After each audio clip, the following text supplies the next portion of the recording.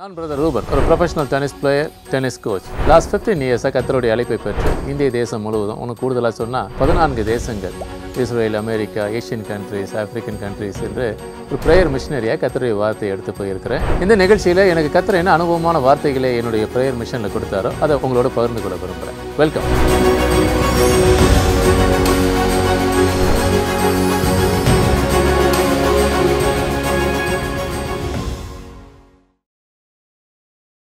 நான் மீண்டும் சீக்கிரமாய் வருவேன் என்று உரைத்த ஆண்டவராகிய இயேசு கிறிஸ்துவின் நாமத்தினாலே உங்கள் அனைவருக்கும் என் அன்பின் வாழ்த்துக்கள். தயவின் நேரன் மூலமாக உங்களை சந்திப்பதில் மிகுந்த மகிழ்ச்சி. கர்த்தர் நல்லவர், அவர் கிருபை என்றும் உள்ளது. நம்ம வாழ்க்கையில் ஒரு காரியம் நமக்கு ரொம்ப டிமாண்டிங்காக இருக்கும், ரொம்ப ஆசைப்பட்டு காத்திருப்போம். அது என்ன தெரியுமா? பிழைப்பு, சர்வைவல். ஏதாவது ஒரு காரியத்தை செஞ்சு நம்ம பிழைச்சிட மாட்டோமா? ஒரு பிஸ்னஸில், இல்லை நாம் செய்கிற வேலையில் ஒரு உயர்வு, ஒரு குழப்பம், ஒரு தயக்கம் இருக்கும். ஆனால் தேவன் உங்களோட இந்த நிகழ்ச்சி மூலமாக பேசிகிட்டு இருக்கிறார்.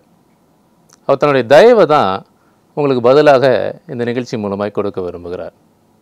அந்த தயவில் எல்லாமே இருக்குது. My dear brother, my dear sister, the God's favour involves everywhere. It can penetrate. எங்கெல்லாம் ஊடுருவ முடியாதோ அங்கெல்லாம் அவருடைய தயவு ஊடுருவி செல்லும். வசனம் சொல்லுது இல்லையா? இல்லாதவைகளை இருக்கிறவைகளைப் போல அழைக்கிற தேவன். அது ஒன்றும் இல்லைன்னா கூட அவரால் அழைக்க முடியும். அதனால் பயப்படாதீங்க, தயங்காதீங்க. இது கர்த்தருடைய தயவு அவர் வார்த்தையின் மூலமாக வரும். ஒரு வசனத்தின் மூலமாக தொடங்கலாம். வாசிக்கலாம். மத்தேயு 4ஆம் அதிகாரம் 4ஆம் வசனம். அவர் பிரதியுத்தரமாக, மனுஷன் அப்பத்தினாலே மாத்திரமல்ல, தேவனுடைய வாயிலிருந்து புறப்படுகிற ஒவ்வொரு வார்த்தையினாலும் பிழைப்பான் என்று எழுதியிருக்கிறதே என்றார். ரொம்ப அழகான ஸ்டேட்மெண்ட் இல்லையா? இது எங்கே நடக்குது? நம்ம எல்லாருக்கும் தெரியும். மிகுந்த ஒரு பசியான, ஒரு வெறுமையான, ஒரு வனாந்தர, ஒரு ஊழிய தொடக்கத்தின் காலம். மனுஷனாக நம்மளுடைய எல்லா பாடுகளையும் நம்மிலும் அதிகமாக அனுபவித்தவர் தான் ஆண்டவராகிய இயேசு கிறிஸ்து. ஒரு மனித அவதாரம் எடுத்து தான் நமக்காக பாடுபட்டு சிலுவையில் நமக்காக ரத்தம் சிந்தி ஒரு ரட்சிப்பின் வாசலை திறந்திருக்கிறார். அதெல்லாம் நமக்கு நல்லா தெரியும் இல்லையா?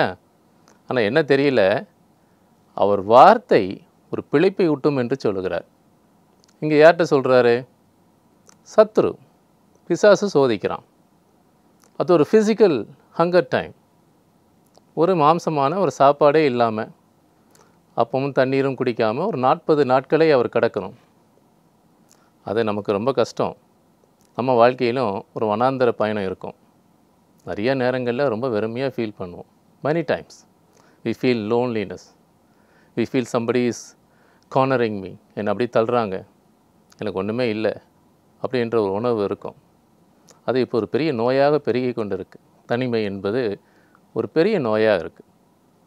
இந்த இடத்தில் நமக்கு முன்மாதிரியாக இப்படியான ஒரு சூழ்நிலையும், ஒரு எக்ஸ்ட்ரீம் சுச்சுவேஷனை ஹேண்டில் பண்ணுறது எப்படின்னு நமக்கு நம்ம அப்பா சொல்லி கொடுத்துருக்கிறார்.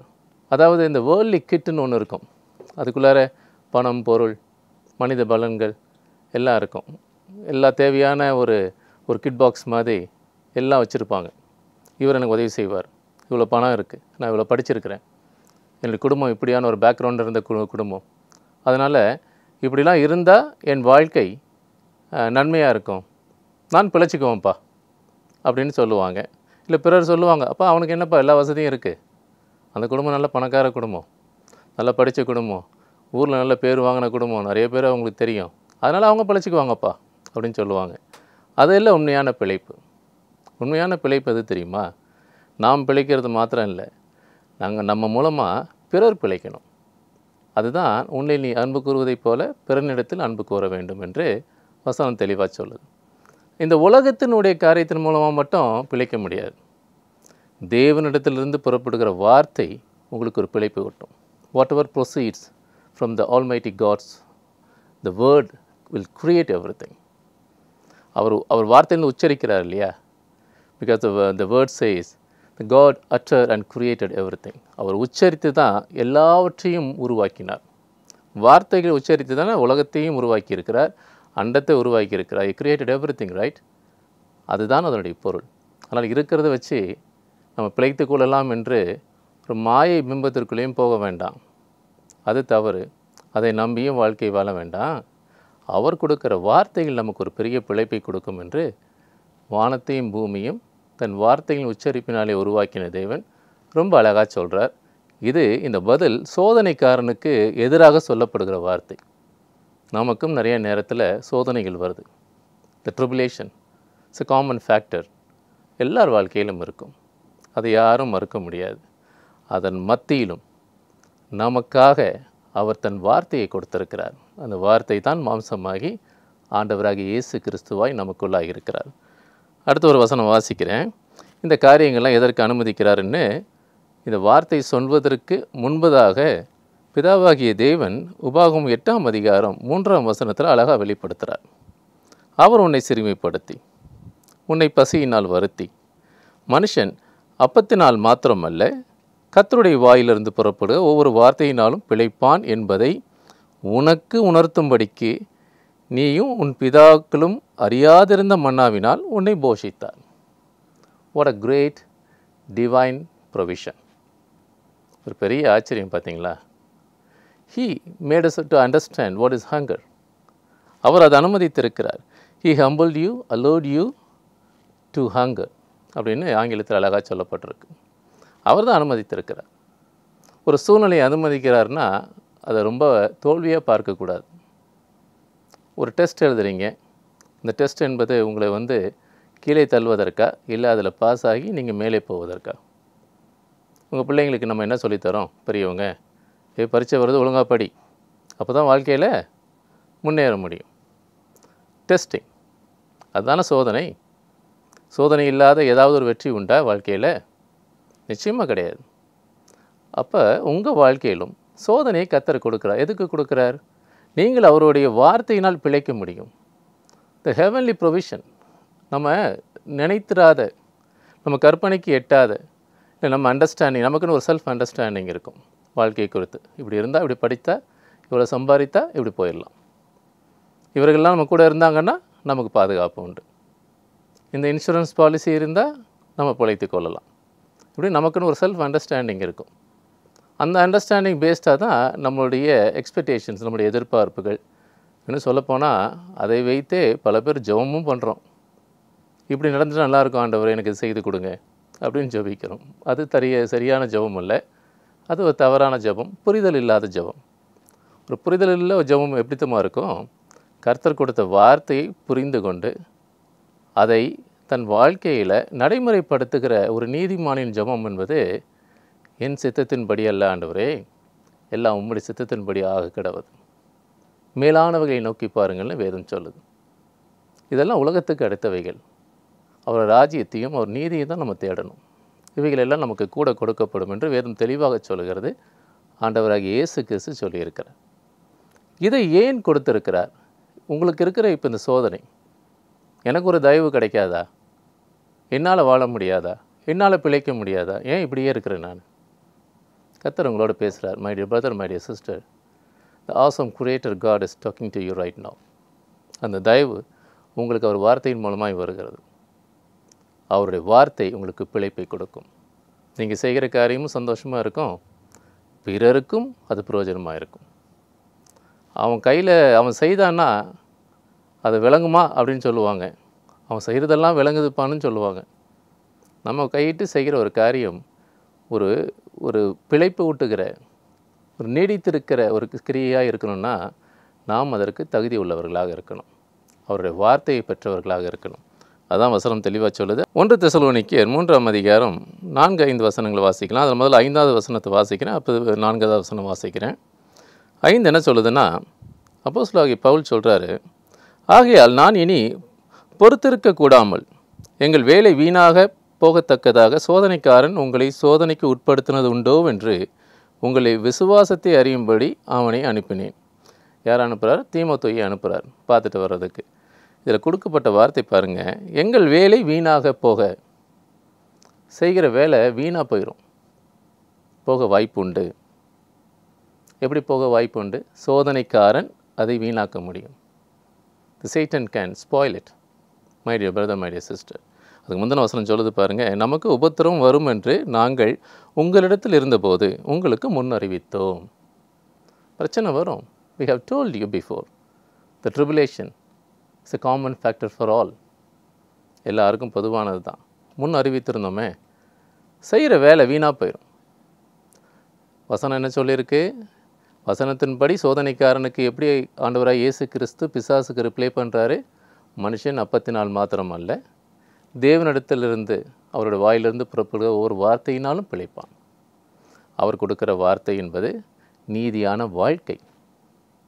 அந்த நீதியான வாழ்க்கைக்குள்ளாக நாம் இருந்தோம்னா கர்த்தருடைய தயவை நம்ம பெறுகிறோம்.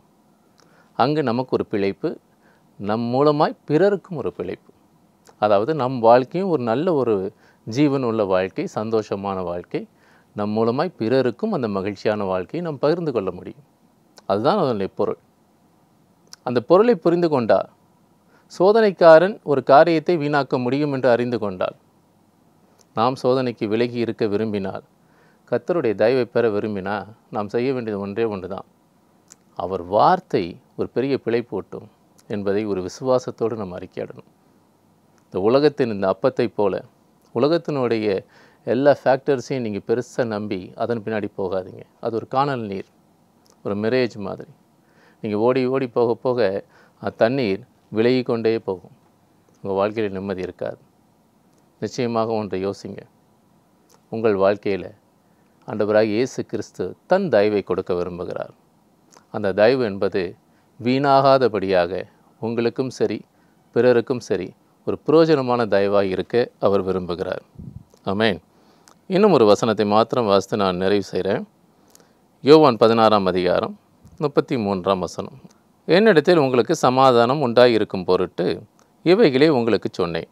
உலகத்தில் உங்களுக்கு உபத்திரவம் உண்டு, ஆனாலும் திடன் கொள்ளுங்கள், நான் உலகத்தை ஜெயித்தேன் என்றார்.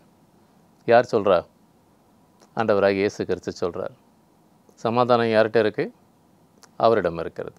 அவர் சமாதான பிரபு என்று அவர் பிறப்புக்கு முன்பதாகவே ஒரு 700 ஆண்டுகளுக்கு முன்பதாக ஏசியா தீர்க்கதரிசனமாக சொல்கிறார். Is a prince of peace அப்படின்னு சொல்லிட்டு.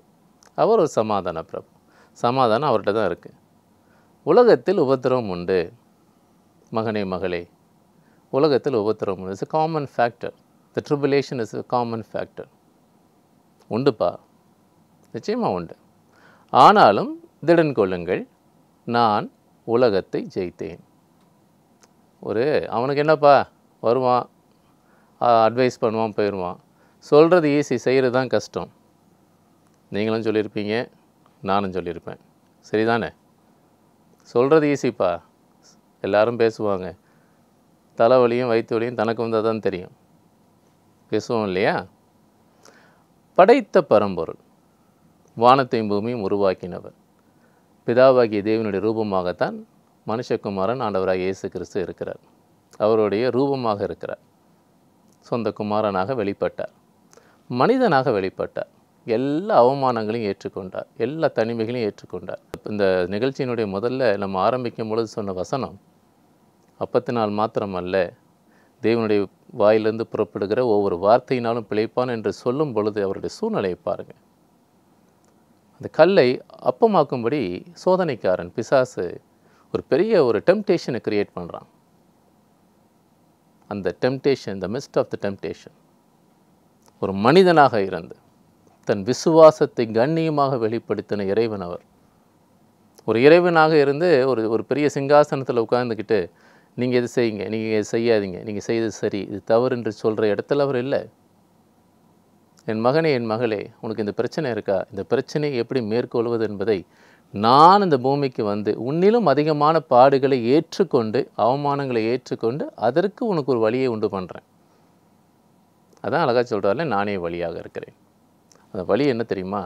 He has practiced everything, literally everything. உங்கள் கண்ணீரை விட அவருடைய கண்ணீர் அதிகம், உங்கள் கவலையை விட அவருடைய கவலை அதிகம், உங்கள் வலியை விட அவருடைய வலி அதிகம், உங்களுடைய வாழ்க்கையில் நீங்கள் பட்ட அவமானங்களை விட அவர் பட்ட அவமானங்கள் அதிகம். உங்களுக்காகவும் எனக்காகவும் தான் இது செய்தார். இந்த பூமியில் பிறந்த எல்லா மனிதர்களுக்காகவும் செய்தார், பிறக்கப் போகிற எல்லா மனிதர்களுக்காகவும் அதை செய்திருக்கிறார். அதான் கிருபை. அவர் சொல்கிறாரு, உலகத்தில் உபத்திரம் உண்டு. நிச்சயமாக இருக்குது. கிறிஸ்தவர்களாக மாறிட்டா கஷ்டமே வராதா? ஹாஸ்பிட்டல்ஸ் போக மாட்டோமா? பிரச்சனைகள் இருக்காதா? எதிர்ப்புகள் இருக்காதா? நிச்சயமாக உண்டு. ஆனால் ஒரு வித்தியாசம் இருக்கிறது. என்ன வித்தியாசம்? உங்கள் தகப்பன், நம் தகப்பன் அதை இந்த உலகத்திலே நடைமுறைப்படுத்தி இந்த உலகத்தினுடைய அதிபதி ஜேம்ஸ் பெற்றிருக்கிறார். இந்த உலகத்தினுடைய அதிபதியை தன்னுடைய சத்தியத்தினாலே அவர் வெற்றி சிறந்திருக்கிறார். இதுதான் வித்தியாசம். அதனால தான் தைரியமாக சொல்கிறாரு, உலகத்தில் உபத்திரம் உண்டு, திடன் கொள்ளுங்க, பி ஸ்ட்ராங், திடன்மாறு, தைரியமாறு, பயப்பட வேண்டாம். தயவு கண்டிப்பாக உண்டு. என் மகளுக்கு உண்டு, என் மகனுக்கு உண்டு, உங்கள் சூழ்நிலைகளில் உண்டு, நிச்சயமாக உண்டு.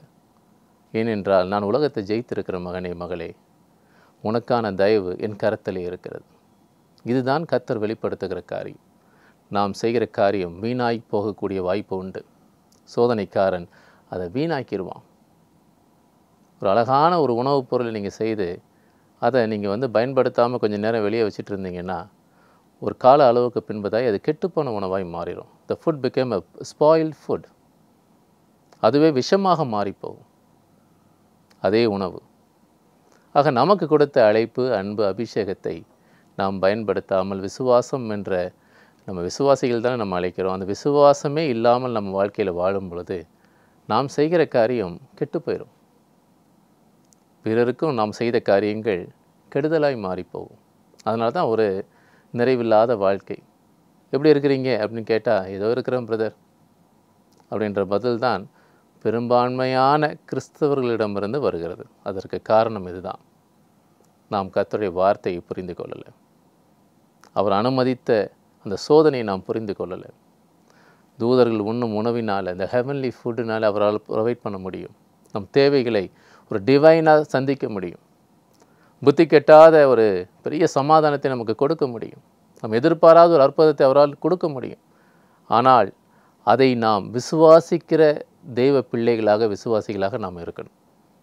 அப்படி இருக்கும் பொழுது தான் ஒரு பெரிய அற்புதம் வரும், ஒரு சமாதானம் வரும், ஒரு சுகம் வரும். இந்த நிகழ்ச்சி மூலமாக நான் உங்களுக்கு கொடுக்குற ஒரே ஒரு விண்ணப்பம், ஒரு வேண்டுகோளாக நீங்கள் எடுத்துக்கொள்ளலாம். இது ஒரு தயவின் நேரம் என்று கர்த்தர் இந்த நிகழ்ச்சிக்கு பெயர் சூட்ட சொல்லியிருந்தார். ரொம்ப ஆச்சரியமாக இருந்தது. எப்படியான தயவுகளை கர்த்தர் கொடுக்க போகிறார் அப்படின்னா, நான் எதிர்பார்த்தேன் வாக்குத்தத்தங்களாக சொல்லி பேசுவார் அப்படின்று. இல்லை, அவர் உங்களுக்கு கொடுக்குற பொறுப்புகளை நீங்கள் உணர்ந்தீர்கள் என்றால், when you understand your responsibility, my dear brother, my dear sister, the God's favor near you. நீங்கள் உங்கள் பொறுப்புகளை உணர்ந்தால் போதும். நிச்சயமாக உங்களுக்கான தயவு உங்கள் அருகிலே இருக்கிறது. ஒரு பெரிய மாற்றத்தை உங்கள் வாழ்க்கையின் மூலமாக மற்றவர்கள், பிறர் அனுபவிப்பாங்க. நீங்கள் நல்லா இருந்தால் தானே மற்றவங்களுக்கு உதவி செய்ய முடியும். அந்த ஒரு நன்மையை உங்களை நிரப்பி பிறருக்கு வழிந்தோட செய்வார். உள்ளத்திலிருந்து ஜீவ நதிகள் புறப்பட்டு போகும். ஒரு பெரிய மாற்றம் உங்கள் வாழ்க்கையில் உண்டாகும். மனிதன் அப்பத்தினால் மாத்திரம் அல்ல, தேவனுடைய வாயிலிருந்து புறப்படுகிற ஒவ்வொரு வார்த்தையினாலும் பிழைப்பான். இதுதான் இந்த நிகழ்ச்சியின் மூலமாய் கர்த்தர் பேச இருக்கிற ஒரு நற்செய்தி, ஒரு தயவான வார்த்தை, உங்களுக்கு கொடுக்கிற ஒரு பெரிய ஒரு எதிர்பார்ப்பினுடைய செய்தியாக இருக்குது. ராஜ்யம் எதிர்பார்க்குது. ரைஸ் அப், எழும்பிருங்க. உங்கள் ஒளி வந்தது. நீங்கள் கர்த்தருக்காய் பிரகாசிக்கிற நேரம் வந்தது. நிச்சயமாய் உங்கள் மூலமாக என்னென்ன வாக்குத்தத்தங்களை கர்த்தர் வெளிப்படுத்தியிருந்தாரோ அவைகள் ஒன்றும் குறையாதபடியாக அவர் வாழ்க்கையில் முழுமையாய் நிறைவேற்றுவார். எங்கெல்லாம் நீங்கள் தோற்று போயிருந்தீங்களோ, எங்கெல்லாம் நீங்கள் ஒதுக்கப்பட்டு இருந்தீங்களோ, நீங்கள் ஒன்றும் இல்லை, you are fit for nothing என்று எங்கெல்லாம் உலகம் சொன்னதோ அங்கே உங்களை உயர்த்த அவரால் முடியும். ஆனால் அதற்குரிய எண்ணம் மாத்திரம் உங்களுக்கு இந்த நேரத்தில் வரணும். நான் ஜெபிக்க போகிறேன். என்னோடு இணைந்து ஒரு சிறிய ஜெபத்தை நீங்கள் மேற்கொள்ளணும்னு கேட்டுக்கொள்கிறேன். நிச்சயமாக அந்த ஜெப வேலை என்பது ஒரு தொடக்கமாக இருக்கணும். ஏதோ ஒரு வெள்ளை சட்டை போட்டுட்டு ஏதோ பேசினார், அந்த ப்ரோக்ராமில் நான் ஜெபம் பண்ணேன், எனக்கு அற்புதம் நடந்துருச்சு அப்படின்னு சொன்னீங்கன்னா அதை விட முட்டாள்தனம் ஒன்றும் இல்லை. உங்களுடைய நீதி, உங்களுடைய அர்ப்பணிப்பு, நீங்கள் ஆண்டவராகிய இயேசு கிறிஸ்துவின் மீது வைத்திருக்கிற நம்பிக்கை, விசுவாசத்தின் அடையாளமான அந்த ஒரு வல்லமையான ஒரு விசுவாச அறிக்கை, அது உங்களுக்கு ஒரு அற்புதத்தை, ஒரு சுகத்தை, ஒரு சமாதானத்தை உண்டு பண்ணும். ஜெபம் பண்ணலாமா? கர்த்தர் உங்களை தொட்டு ஆசீர்வதிப்பார். அன்பும் கிருபை இரக்கம் நிறைந்த ஆண்டவரை இந்த வேளையிலே உம்மை நோக்கி பார்ப்பதில் மிகுந்த மகிழ்ச்சி அடைகிறோம். எல்லா நன்மையான ஈவுகளும் பூரணமான வரமும் அப்பா உம்மிடத்திலிருந்து வருகிறது என்று நாங்கள் அறிந்திருக்கிறோம். இதோ இந்த வேளையில் தயவின் நேரம் என்ற இந்த நிகழ்ச்சியின் மூலமாக அப்பா உம்முடைய பிள்ளைகளை நான் சந்திப்பதில் நீர் கொடுத்த இந்த நன்மையான தருணத்திற்காக நன்றி. என்னோடு இணைந்து ஜெபிக்கிற நம்முடைய பிள்ளைகளை அப்பா உம்முடைய பாதப்படியில் நான் அர்ப்பணித்து ஜெபிக்கிறேன் ஆண்டவரே. அவர்கள் ஆண்டவரை வெட்கப்பட்டு வாழ்க்கையில் ஒன்றுமில்லை என்று ஓடி ஒளிந்து கொண்டிருக்கிற ஒரு சூழ்நிலையாக இருந்திருக்கலாம்ப்பா. அவர்களால் இனி செய்ய முடியாது, என்னால் இது செய்ய முடியாது என்ற ஒரு நிலை, ஒரு எண்ணம் அவர்களை ஆளுகை செய்து கொண்டிருக்கலாம். அந்த பயம், அந்த தயக்கம் அப்பா உங்களுடைய பிள்ளைகளை அப்பா நிரம்ப இந்த உலகத்தினுடைய சோதனை அவர்களை நிரப்பி இருக்கலாம்ப்பா.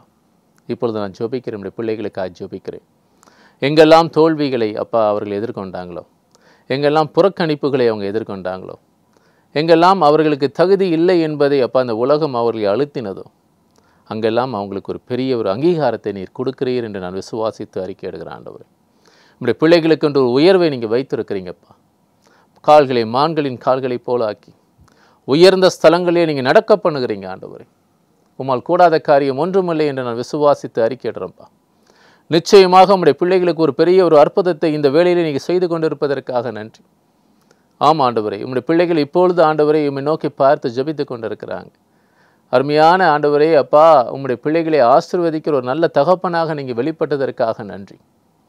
தயவை நீர் கொடுத்து கொண்டிருப்பதற்காக நன்றி. ஆமாம் ஆண்டவரை, விசுவாசித்து அறிக்கை எடுக்கிறோம் ஆண்டவரை, விசுவாசித்து அறிக்கை எடுக்கிறோம் அப்பா. மனிதன் ஆண்டவரே இந்த உலகத்தினுடைய செல்வங்களை மாத்திரம் அல்ல, அதனுடைய அங்கீகாரங்களை மாத்திரம் வைத்து பிழைக்கிற பிழைப்பல்ல ஆண்டவரே. உம்முடைய வார்த்தை என்பது சகலத்தையும் உருவாக்கினது என்று நாங்கள் அறிந்திருக்கிறபடினால் அந்த வார்த்தை இல்லாதவைகளை இருக்கிறவைகளாய் அழைக்கும் என்ற அந்த விசுவாச அறிக்கையோடு ஆண்டவரை நாங்கள் ஜெபிக்கிறோம்ப்பா. நிச்சயமாக அந்த வார்த்தை ஒரு பெரிய மாற்றத்தை கிரியை உண்டு பண்ணும் என்று விசுவாசிக்கிறோம். எங்கெல்லாம் ஆண்டவரே அவர்களுக்கு ஆண்டவரே பள்ளங்கள் இருந்ததோ அவைகள் எல்லாம் நிரப்பப்படும் ஆண்டவரே. நிச்சயமான தடைகள் எல்லாம் அகற்றப்படும். சாவியில் ஆத்மா சரீரத்தில் ஒரு பெரிய சுகத்தினை நம்முடைய பிள்ளைகளுக்கு நீங்கள் கொடுப்பீங்கப்பா. ஒரு மன நிறைவான வாழ்க்கையை, சமாதானத்தை நீர் கட்டளையிடுவீர் என்று நான் விசுவாசித்து அறிக்கை எடுக்கிறேன். உம்முடைய தயவு என்ன என்பதை ஆண்டவரே அவர்கள் புரிந்து கொள்வது மாத்திரமல்லப்பா, அவர்கள் மூலமாய் பிற இந்த உலகத்திற்கு நன்மையான ஒரு பாத்திரமாக உம்முடைய பிள்ளைகளை நீங்கள் தூக்கி நிறுத்தப் போகிறதற்காக நன்றி. அருமையான நம்முடைய பிள்ளைகளுக்காக, என் சகோதரன் சகோதரிக்காக ஒரு ஜெபிக்கிற ஒரு வாய்ப்பை தகுதியில்லாத எனக்கு நீங்கள் கொடுத்ததற்காக நன்றி. ஆனாலும் ஆண்டவரே, என் வார்த்தையின்படி அல்லப்பா, உம்முடைய சித்தத்தின்படி, உம்முடைய வாக்கு தத்துவத்தின்படி அப்பா, உம்முடைய கிருபையான தயவின்படி ஆண்டவரே உம்முடைய பிள்ளைகளை நீ நிரப்பி ஆசீர்வதித்து வழிநடத்தினீர் என்று நான் விசுவாசித்து அறிக்கை எடுக்கிறேன். நீங்களே பொறுப்படுத்திக் கொள்ளுங்க, ஆளுகை செய்யுங்க, வழி நடத்துங்க. அன்பர் இயேசு கிறிஸ்துவின் மூலம் மிகுந்த விசுவாசத்தோடும் நம்பிக்கையோடும் நாங்கள் ஜெபித்து முடிக்கும் முன்னே எங்களுடைய எல்லா விண்ணப்பங்களுக்கும் பதில் கொடுத்தீர் என்ற அறிக்கையோடும் எங்கள் ஜெபத்தை ஏறெடுக்கிறோம். ஜீவனுள்ள நல்ல பிதாவே, ஆமேன், ஆமேன். My dear brother, my dear sister, thanks for watching this program. இது ரொம்ப நல்ல ஒரு நேரம் என்று நான் கருதுகிறேன். நிச்சயமாய் கர்த்தர் எங்களை தொட்டு இருப்பார், ஆசீர்வதித்திருப்பார். என்னுடைய ஊழியங்கள் குறித்த சில தகவல்கள் இந்த நிகழ்ச்சியில் இருக்கும். என்னோடு இணைந்து கொள்ளுங்கள். நான் செய்கிற காரியம் என்பது என்னுடைய பலனால் அல்ல, தேவனுடைய அழைப்பினால் என்பதை நீங்கள் அதன் மூலமாக அறிந்து கொள்ளலாம். அடுத்த நிகழ்ச்சியில் உங்களை சந்திக்கலாம். God bless you.